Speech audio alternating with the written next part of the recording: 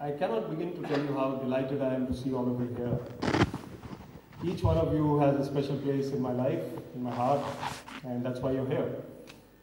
And it's really a word of gratitude, which I will come to later, which I'd like to express at this stage as well, to all of you for being here in such numbers. And I know it's the end of probably a tiring working week. Some of us have more tiring working weeks than others. And I can see the education department especially very strongly represented here, and I'm grateful to all of them for being here right from the top. Dolly Ahluwalia ji, a word about her. She's been at it for many years, I guess. And she's been awarded at the national level several times. Spriha will be telling you a little more. Incidentally, when one's daughter sings praises as my daughter was on the stage, Spriha, so it doesn't really seem truthful. But whatever she said was true to an extent about, various things which I've done in life. And somebody was saying to me today in the morning that, don't you get enough creativity in the government? Why do you want to write books? I said, certainly not. And if we do get creative in the government, they kind of tell you, don't be creative. So, but we try all the same. Many of us do. And I'm also happy to see that, of course, Shobhit Arya, I must say at this stage, is someone I met maybe a few months ago, not even a year ago, and we already have the book ready. He's such a positive, smiling, cheerful person, and it's really a pleasure knowing him. And it's not because he's my publisher and because I'm writing more books, but I mean it when I say that. But I'm also happy to see that all of you have brought your smiles along. Because coming without a smile is like, why come without a smile? And each one of you is smiling at this moment. So smiling is something which is underestimated. And a very big, very renowned saint said that if you cannot smile, or if you have no reason to smile, even to the extent you should pull your cheeks apart and smile. It is a must that you smile. We had a discussion group meeting a few months ago, maybe a year ago, and one of the members in that group who's here, I wouldn't look at her or name her, said that I have not smiled for weeks. And today I'm laughing and smiling and stuff. It is the kind of time in which we live. It is stressful, it is busy, it is buzzing, it is fast-paced. It is something which is just going by, and we're not pausing, we're not thinking. We're not trying to enjoy the little things. If we are, then life becomes better, much better. So thank you for coming, and thank you for bringing your smiles along. Dolly G's smile is particularly resplendent. The word bounce is very important for today. Dubey ji Bounces Back is the name of the book, which we are here to celebrate. Now, bounce is something which, a ball bounces. A ball definitely bounces, unless it's a medicine ball, which some of our junior cricketers from those days know that medicine ball, you can't even lift it up, let alone bouncing it. Or a shot put, I guess, doesn't bounce much, but balls bounce. Checks also bounce at times. And when checks bounce, then people can get into trouble. Nowadays, in corporate parlance, we say, or people say, that an idea can be bounced off someone. So bounce this idea of this guy. So again, the bounce. Another term is bounce rate, which is used by marketing professionals, internet marketing professionals. Then, of course, when I said balls bounce, I wasn't talking about Indian cricket pitches. They don't bounce on Indian cricket pitches. They come like surras. So, but in England or Australia, when you go, the ball comes near your chin, if you're a cricketer. And the Indian team or teams, they are supposed to bounce back from adversity, from situations which are difficult. Nowadays, the Indian team is like not bouncing back. The England team bounced back. So Ishant Sharma bounced them out at Lords, and they won. India won the second test, and then England won 3 in a row and bounced back to win the series. But what we're here for, and what I'm talking about today, is human beings bouncing back. in life. Of course, emails also bounce, by the way. Emails bounce. When you email people, they bounce back at times. Luckily, none of yours bounced, so that's why you're here. Because I sent only emails and SMSs, no cards. So people who are here, their emails didn't bounce, they got emails, they got SMSs. So human beings bounce back. And Dubey ji definitely bounces back in this book. So a little bit about the book. Spreha has already told you about it and Kavya has read from it. But let me spend a few moments telling you about a little bit about it. Shobit has already mentioned it as well. So Dubey ji is a meek and paranoid kind of person in the beginning, in the first few chapters. Not too long, but for the first few chapters. But he's been like that till then. So he's been defeatist, sullen, morose, sad, always negative. And he's the relationship manager of this very fiery Bombayite, Sarla Koppikar, whom we heard about in the book reading, apart from other people. But Sarla Koppikar is too hot to handle. She's a 75-year-old from a big, renowned family, very rich. And she kind of bullies him to the extent that this guy is having nightmares about her, doesn't want to go to office. And one day when he's particularly in a negative kind of mode, she turns up and she tells him that, you rascal, you haven't done this, you haven't found my locker key, you haven't transferred funds, what are you doing and what the hell and whatever. So Dubey ji tries to defend himself, although he's a meek kind of guy, but he tries. But before he can do anything, and I'll let out this secret because it happens in the first 2 chapters, she picks up something very heavy which is lying there, a metallic vase, and she kind of plonks him on the head, which creates a situation because he ends up in hospital and almost loses his life. So Dubey ji ends up in hospital, is lying on the bed and decides that this is not how I want to go. If I have to go without making a mark is not how I'm going to go. So if I have another accident or another illness or whatever and I have to go off, I should have made a mark by then. And I don't have much time. You never know. So he says, I have to bounce back now. So he decides from that hospital bed, he has 3 or 4 days to think, of course. And he looks at the ceiling and he meets all the pretty nurses and doctors and he gets pretty cheerful. But the thing is that he resolves that this is where I'm going to start. It's not easy. The rest of the book is about how he bounces back, how he goes through difficulties, how he undergoes a makeover, shaves his moustache as we heard, though I am pretty fond of moustaches myself. But he decides that he doesn't want it.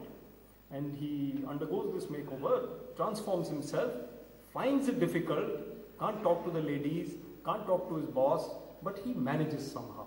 And then he gets more and more popular, more and more successful. And then he encounters various people like Senior Chandra and Uncle Phulchand and Sarla Koppikar and Myra Dabolkar and Paulomi Bose and Navya and Bambi and all the characters who I have created, who may be shades of people I know in real life and maybe sitting here also. But they're not them. They're not them. They're not them. So it's not like there's a Mr. Uppal sitting here. So I don't have a Mr. Uppal in that book, right? Even by another name, I don't have it.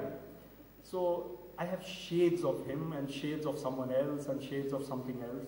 So when you write a book, especially if you're a new author, like when I wrote Mumbais Bonny, it was like very, very difficult because I couldn't really think of writing 200 pages or 50,000 words as one story. So I wrote it episodically. I could write 6 different episodes of his life.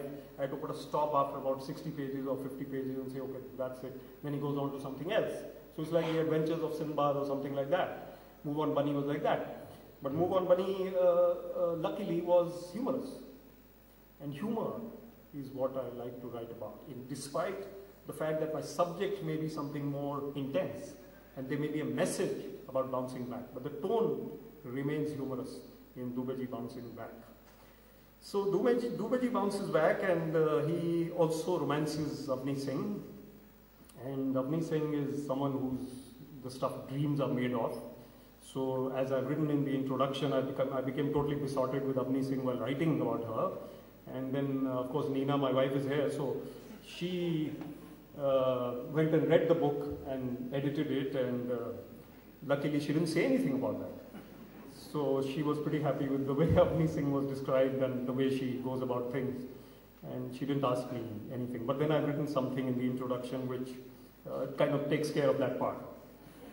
So,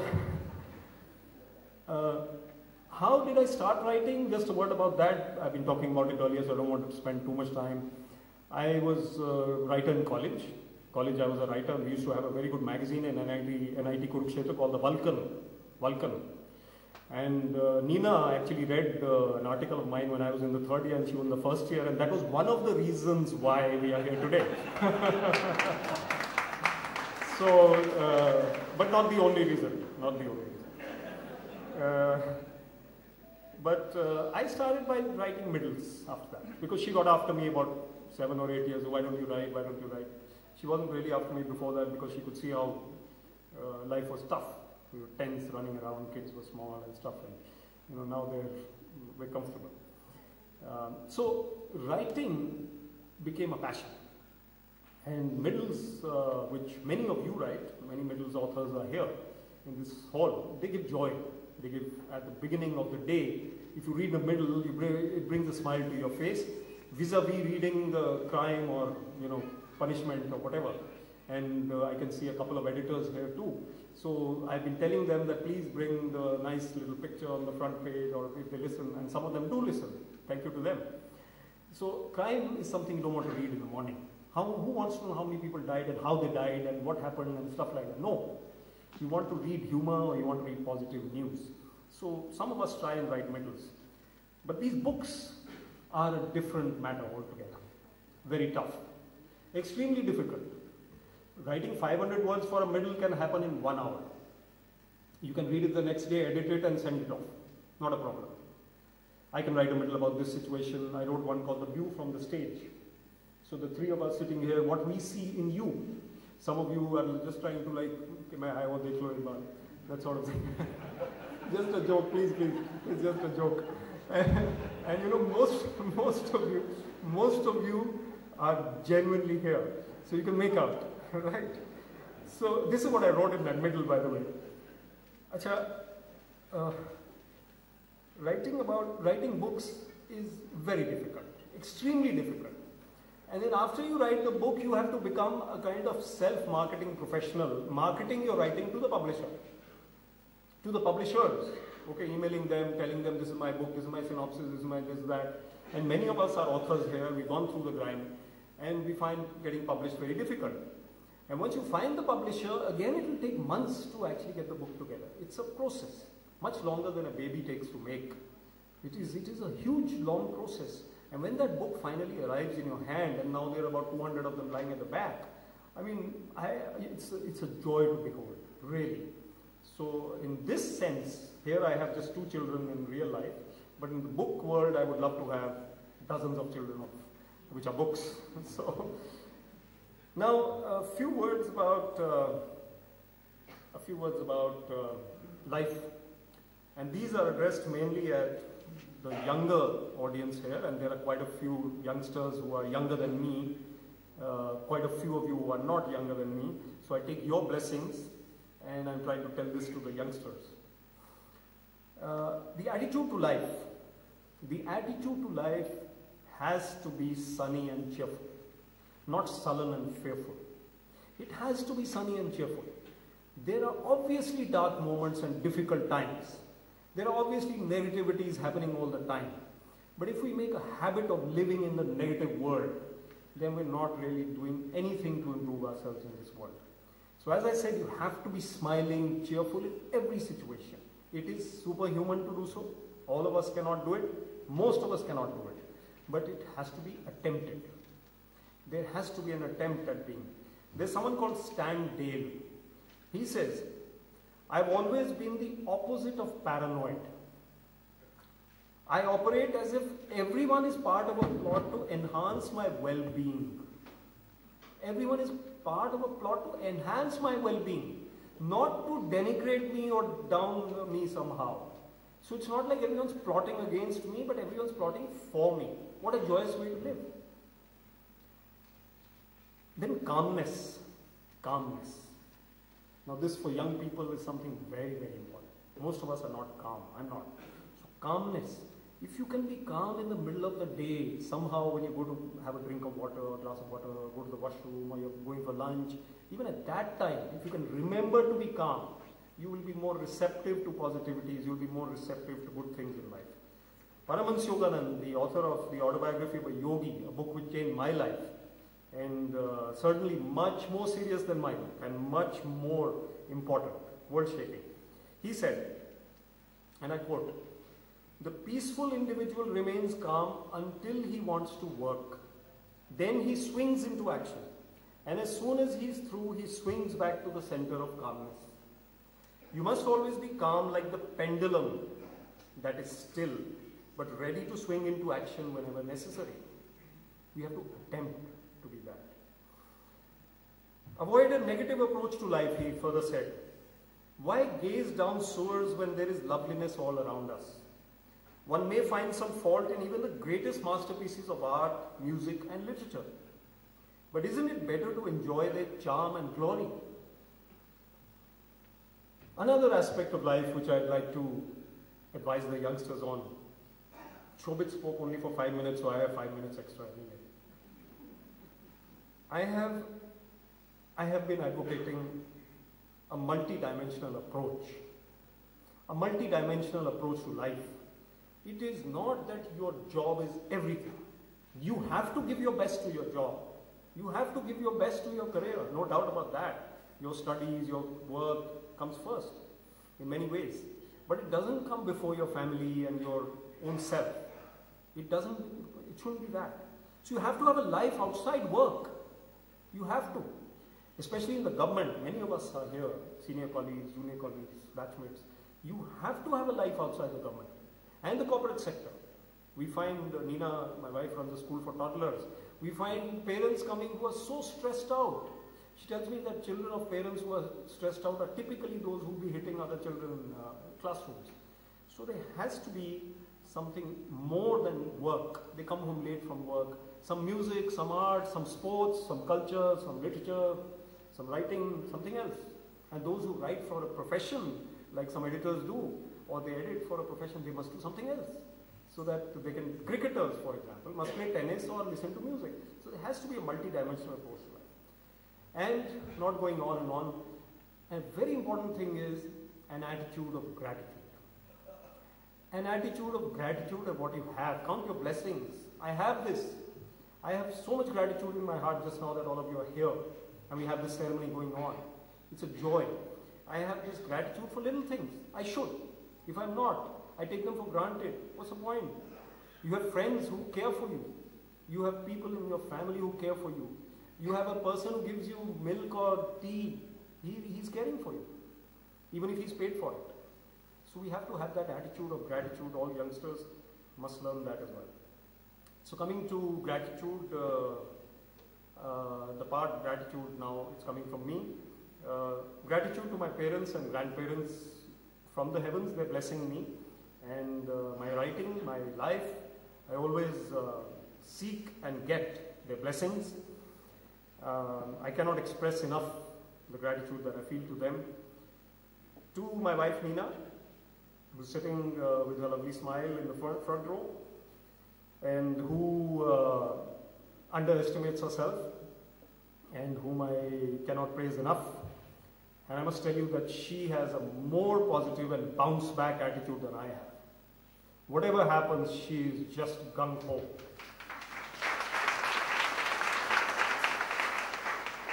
Thank you. And my children, Spriha and Kavya, who spoke before me, and someone told me last time, so I want to hear that from someone who spoke better than me. So that's something which I... And to uncles and aunts, nieces, nephews, cousins, uncles from my dad's life and who love them so much. To each one of you, all friends. To Dolly Aluwalia ji and Kamal Tiwari ji, who were missing, who's a great friend. They are among the most creative people in this city. And we have a lot of creativity in this city. Underutilized. Not enough interactions like this, if I may say so. We should have more. And to Shobit Arya, who said that Mr. O.P. Singh's book was published by him, and we met at O.P. Singh's party. So like an author, I'm going to describe my meeting with him in one line. Shobit Arya, whom I met on a wintry night, when the fog was so dense that one could not see the tip of one's nose. But somehow we managed to plan this book together that night. He was drinking, and I was not. So maybe that helped. But here we are. And bouncing back to the topic of bouncing back, before I close. Sometimes life is like a parade. When the about turn comes, then the last person becomes the leader. So we have to look for that moment to bounce back. And I used to watch these Pakistani plays, we all used to, people with fine sensibilities, Urdu plays those days.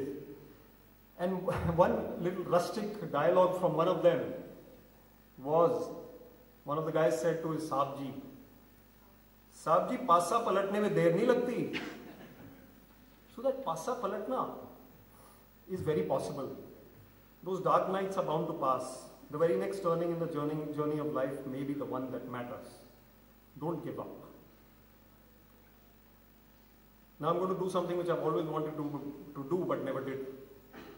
And this is from Baaton Baaton Mein, in which a very portly Amol Palekar and a very pretty Tina Muneem are there. So it goes something like this. कहाँ तक ये मन को अंधेरे चलेंगे, उदासी भरे दिन कभी तो ढलेंगे, कभी सुख कभी दुख, यही जिंदगी है, ये पतझड़ का मौसम घड़ी दो घड़ी है, ये पतझड़ का मौसम घड़ी दो घड़ी है, नए फूल कल फिर डगर में खिलेंगे, उदासी भरे दिन कभी तो ढलेंगे. Life is all about bouncing back, ladies and gentlemen. Thank you very much.